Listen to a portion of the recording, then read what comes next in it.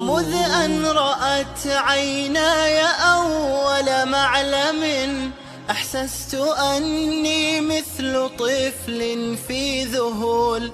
هذا قباء الخير أول مسجد وأساسه التقوى بنهج لا يحول. للمسجد النبوي أقبل خافقي في مشيه متعثر وجل خجول، فوقفت أبكيه على طلل له أواه لو أستطيع قبلته.